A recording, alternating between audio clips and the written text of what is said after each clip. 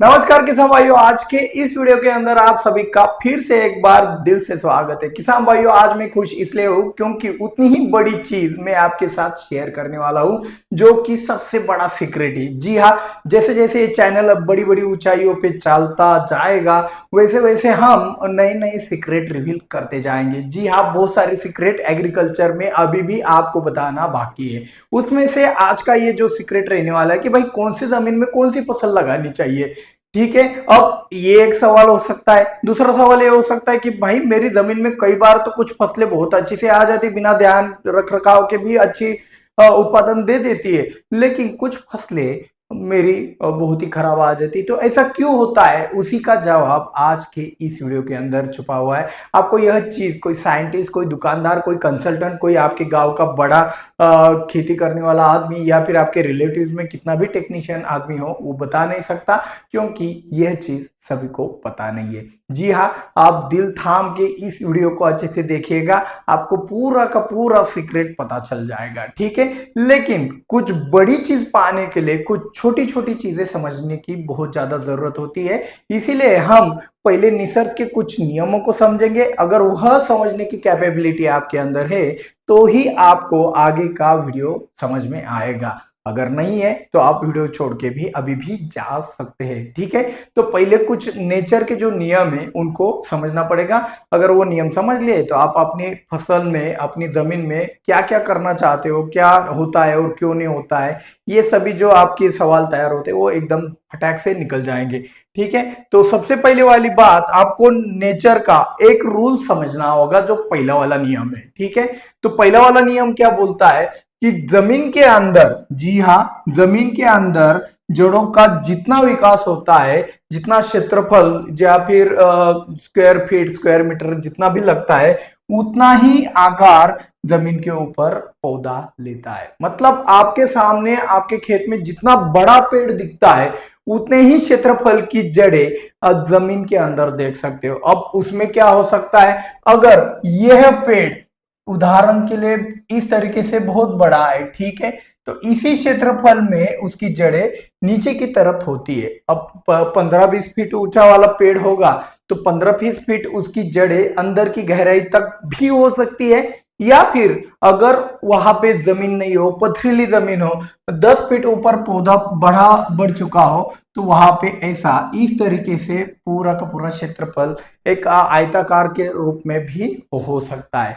ये नेचर का एक नियम है, आप इसको कहीं पे भी लागू करके देख सकते हो। उदाहरण के लिए इसको लागू करके देखने के लिए आपको क्या करना है, जहां पे भी डीप सॉइल है, मतलब गहराई वाली मिट्टी है, 50 फीट वाली मिट्टी, 30 फीट वाली मिट्टी, वहां पे आप देखोगे बहुत बड़े बड़े आकार के विशालकाय पौधे दिख जाते। लेकिन जहां पे पथरीली मिट्टी होती है वहां पे 10 फीट 12 फीट का पौधा हो पाना भी बहुत ज्यादा मुश्किल होता है। हालांकि उसको इस तरीके से अगर क्षेत्रफल मिल जाए तो वो थोड़ा और भी बड़ा रूप धारण कर सकता है, ऊंचाई हासिल कर सकता है। ठीक है, तो ये समझने से पहले हम एक चीज को समझेंगे, जो आपके जमीन के अंदर कौन सी फसल लगानी चाहिए और कौन सी फसल सक्सेस क्यों नहीं होती। ये समझने से पहले आपको एक बोनसाई की टेक्नोलॉजी समझनी पड़ेगी, जो चाइना और जापान द्वारा निर्मित है। ठीक है, तो चाइनीज लोग और जापानीज लोग क्या करते हैं, एक छोटा सा गमला लेते हैं। ठीक है, इस छोटे से गमले में आपका आम का पेड़ लगा देंगे या फिर बरगद का पेड़ लगा देंगे,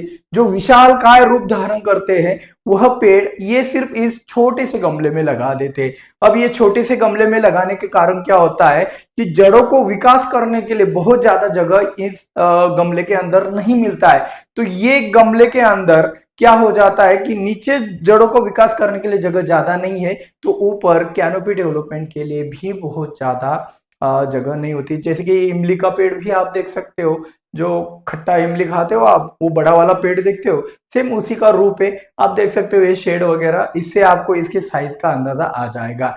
तो ये बोनसाई टेक्नोलॉजी होती है। बोनसाई टेक्नोलॉजी में गमले का साइज छोटा होता है तो पौधा भी छोटा रह जाता है। ये एक पॉइंट ध्यान में रखते हुए हमें आगे बढ़ना है, और वहीं पे हमें पता चल जाएगा कि भाई इन दोनों के बीच में रिलेशन क्या है, मतलब फसल का, पौधों का जमीन के साथ क्या रिलेशन है। ठीक है, अब हम दो प्रकार से जमीनें कैटेगराइज करेंगे। पहला वाला जमीन क्या होता है, एक ज्यादा गहराई वाली जमीन, और ठीक है, मतलब उसको डीप सॉइल कहेंगे। ठीक है, उसको डीप सॉइल कहेंगे।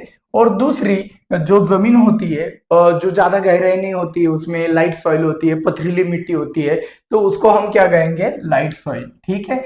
अब लाइट सॉइल और डीप सॉइल में फर्क क्या होता है और कौन सी फसलें इसमें अच्छी आती है और कौन सी अच्छी नहीं आती, इसके बारे में अच्छे से समझ लेते हैं। याद करो, हम कुछ सीक्रेट आपको बता चुके हैं, लेकिन उसका लॉजिक अब बता रहे हैं। मतलब याद करो, मैं कभी भी लाइव करता था तो मैं छाती से ऊपर वाली फसलें और छाती से नीचे वाली फसलें यह शब्द इसलिए इस्तेमाल किया करता था क्योंकि कुछ किसान अनपढ़ होते हैं, उनको ज्यादा एजुकेशन ना होने के कारण ये जो थ्योरीज है ये समझ में नहीं आती। फिर भी हमने उनको समझाने का प्रयास किया कि भाई आपके खेत की मिट्टी अगर 1-2 फीट ही है, 1-2 फीट गहरी ही है, तो आपको छाती से नीचे वाले फसलें करो। ये आपने मेरा शब्द कई बार लाइव में सुना होगा। ठीक है। और कई बार मैं कहता हूं कि भाई आपकी जमीन के अंदर मिट्टी ज्यादा गहराई हो, मतलब उदाहरण के लिए 10 फीट, 20 फीट, 40 फीट, 50 फीट तक गहराई वाली मिट्टी है आपके पास, आपके जमीन के अंदर, तो आपको छाती से ऊपर वाली फसलें करनी चाहिए। जैसे कि आम की बगीचा लगा दो, आप गन्ना लगा दो, वो वाली फसलें आपके जमीन के अंदर बहुत अच्छी से आ जाएगी। ठीक है।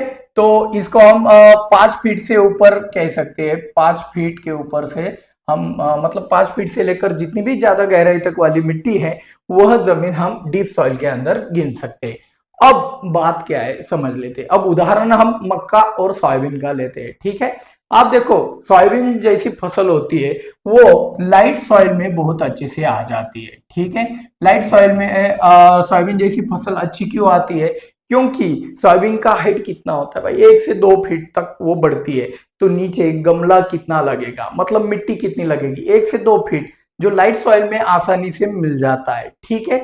लेकिन यही सोयाबीन वाली फसल डीप सॉइल में अच्छे से नहीं हो पाती है। ये आपने कई बार देखा होगा।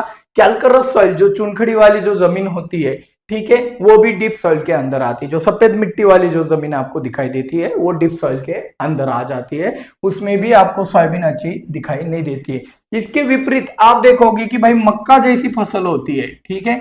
मक्का जैसी फसल आप देख सकते हो कि भाई डीप सॉइल हो गया, कैल्करस सॉइल के अंदर वजन बहुत शानदार देती है। अब उसकी बढ़वार थोड़ी सी धीमे धीमे गति से होती है, वो अलग चीज है।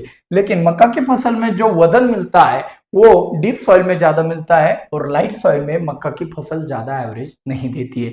तो ऐसा क्यों होता है? ठीक है, ये एक चीज आपके दिमाग में आनी चाहिए। पहला तो एक चीज समझ लेते हैं कि भाई जो लाइट सॉइल होती है, लाइट सॉइल में जिन फसल के अंदर मल्टी हार्वेस्टिंग होती है, मल्टी हार्वेस्टिंग मतलब क्या समझते हो? मल्टी हार्वेस्टिंग मतलब एक से ज्यादा हार्वेस्टिंग। उदाहरण के लिए आप देख सकते हो भाई, टमाटर हो गया, मिर्च हो गया, करेला हो गया, गिलकी हो गया, उनमें तुड़ाई एक से कई बार होती है। ठीक है, मल्टी हार्वेस्टिंग क्रॉप। तो मल्टी हार्वेस्टिंग क्रॉप के अंदर क्या होता है कि आपको कई सारे फूल आते रहते हैं, उनका फलों में रूपांतरण होता है, उसका हम हार्वेस्टिंग करते रहते हैं, फिर से नए फूल आते, फिर से हार्वेस्टिंग, फिर से नए फूल, फिर से हार्वेस्टिंग होता है। इसके लिए क्या जरूरत रहता है? आपका शूट जब तक नहीं चलेगा, शेंडा जब तक तेजी से नहीं चलेगा, तब तक नया फूल नहीं आएगा, फूल नहीं आया तो फल नहीं आएगा। और शेंडा सबसे तेज गति से कौन सी जमीन में चलता है? इसमें शूट स्पीड बहुत ज्यादा रहता है। ठीक है। तो इसीलिए एक सबसे पहला वाला स्टेटमेंट देख लो, मल्टी हार्वेस्टिंग वाला जो भी फसल होता है वो हल्के जमीन में बहुत ही अच्छा आता है, पहला वाला चीज। दूसरा वाला चीज, अब आपकी जमीन की गहराई 1-2 फीट 3 फीट तक ही है, तो अगर आप आम की बगीचा लगा रहे हो, उसमें चीकू की बगीचा लगा रहे हो, संतरा की बगीचा लगा रहे हो, तो उसके जड़ों के लिए ज्यादा स्पेस नहीं मिलता है और इसी कारणवश वो पौधा 2-3 साल तक एक अच्छी कद तक बढ़ जाता है, उसके बाद वो लॉक हो जाता है। किन किन किसानों के साथ ये अनुभव हुआ है प्लीज कमेंट कर दीजिएगा। ठीक है।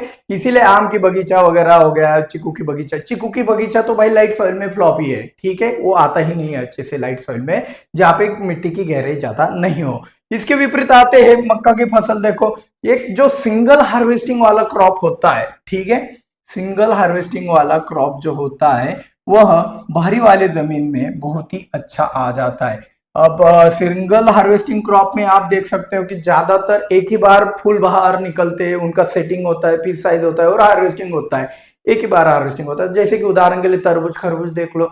ठीक है।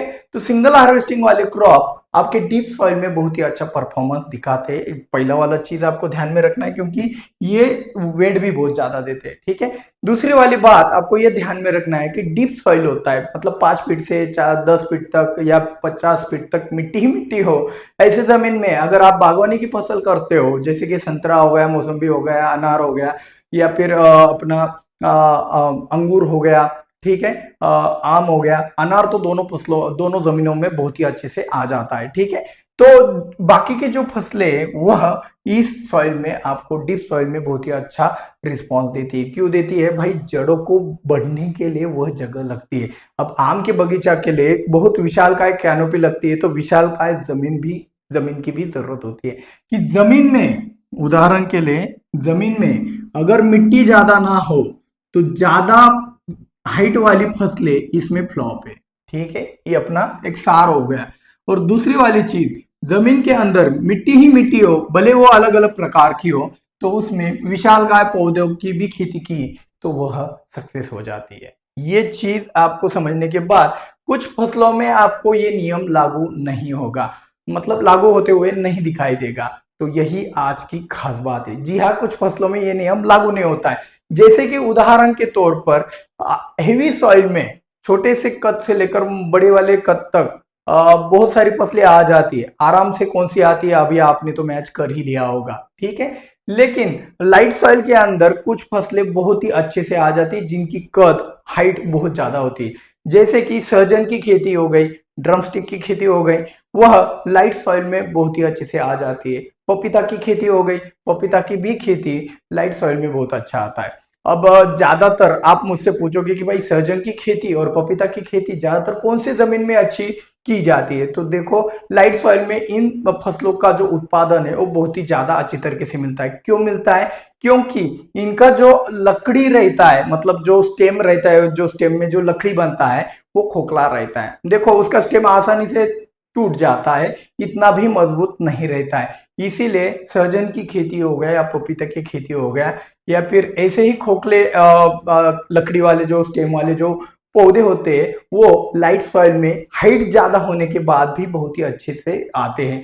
अब उदाहरण के लिए बनाना की खेती, जो केले की खेती होती है, उसमें भी यह नियम लागू होगा, क्योंकि उसका भी स्टेम इतना मजबूत नहीं होता है, उसमें तो ज्यादा से ज्यादा पानी होता है। तो आज का यह वीडियो सिर्फ डेप्थ के सहारे, मतलब सॉइल डेप्थ के सहारे कौन सी फसल का चुनाव करना चाहिए ये तो आपको पता चल गया है। अब कलर साइंस भी होता है, मतलब रंगों के सहारे, जमीन का रंग देखकर भी आप अपनी फसल को मैच कर सकते हो और ज्यादा उत्पादन ले सकते हो। अगर ऐसी जानकारी जानना चाहते हो तो ज्यादा से ज्यादा व्हाट्सएप पे आप ऐसे वीडियो को शेयर करोगे, तभी चैनल आगे बढ़ेगा और एक एक सीक्रेट रिवील होता रहेगा। वीडियो अच्छा लगा हो तो दिल से लाइक और शेयर करना ना भूलिएगा। मिलते हैं अगले वीडियो में। जय जवान जय किसान।